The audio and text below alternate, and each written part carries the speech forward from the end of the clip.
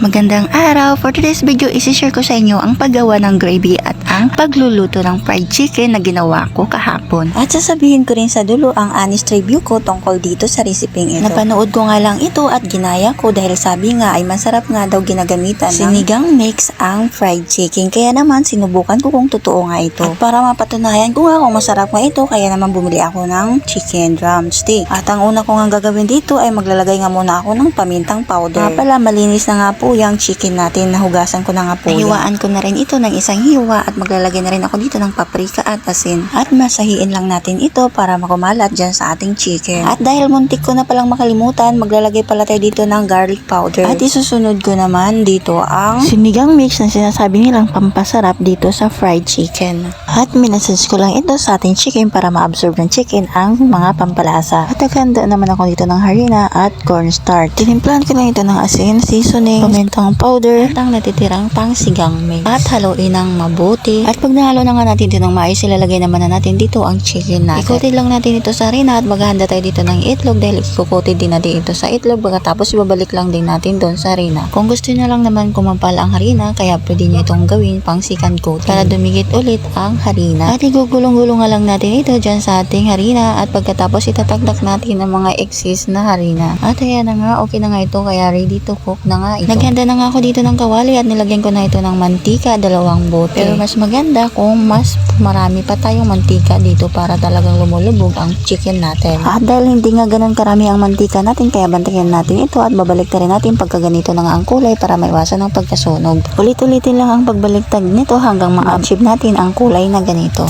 Pagka ganito na nga ang kulay nito, golden brown, ay pwede na nga natin itong hainin. Patuloyin lang muna natin ito bago ilagay sa ating plato. Sa mga natitira, same process pa rin ang gagawin natin. Dahil siguradong kukulangin, nagdagdag ako dito ng 3 pakpak ng manok. Pero dahil hindi na kasya, kaya isa lang muna ang aking niloto dito, sinabay sa drumstick. At kung may nakikita kayong mga bula-bula o mga harinang tanggal dyan sa ating kawali, ay tanggalin lang natin ito dahil makaka-epekto ito sa ating pagluluto. At dahil totoo na nga ito, hahainin ko na rin ito at patutuluin bago ilagay sa ating plato. At after ilang minutes, dahil nakatulo na nga ito, ilalagay ko na dito at plating ko na ito. At dahil nagdagdag ako ng 3 pakpak at meron tayong 4 na drumstick, kaya nakagawa tayo dito ng 7 pirasong fried chicken with sinigang mix. Sunod nating lulutuin at isi-share ko rin sa inyo ay ang paggawa ng gravy sa ating fried chicken. Handa lang tayo ng separate na pan at maglagay ng butter at maglagay ng 3 kutsarang all-purpose flour. Siguraduhin mahina lang ang apoy para hindi masunog ang ating butter. At haluin lang ang flour sa ating butter at hanggang maging ganito ang texture at maglalagay na tayo ng tubig dito. Lahan ng asin, pamintang powder. At dahil may tira ko kaninang garlic powder, nilagay ko rin dito pang dagdag pampalasa. Lalagay din naman ako dito ng beef cubes ang ginamit ko dito. Kaunting amount nga lang ang ginamit ko dito dahil kukunti lang naman ang gravy gagawin ko. At halu-haluin lang ito hanggang matunaw at magdadagdag ako dito ng tuyo, pampakulay lang dito sa ating gravy.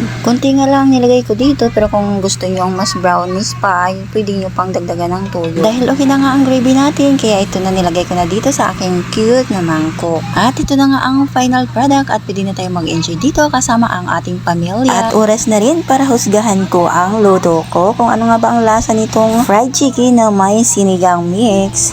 Pero bago yun, unang subo, isauso muna natin sa ating gravy. At talagang napakasarap, nahulog pa. Sakto lang ang lasa ng gravy natin pero ang chicken natin ay parang sinigang, maasim-asim. Kung ako ang papapiliin, mas gusto ko pa rin yung original na lasa niya. Pero kung mahilig ka sa maasim at sinigang style ang gusto mo ay pwede ito sa'yo. At yun nga ang aking honest review, mas gusto ko pa rin ang original na lasa ng fried chicken na walang asim. Pero so far masarap naman siya lalo na kung ipapartner natin dito sa ating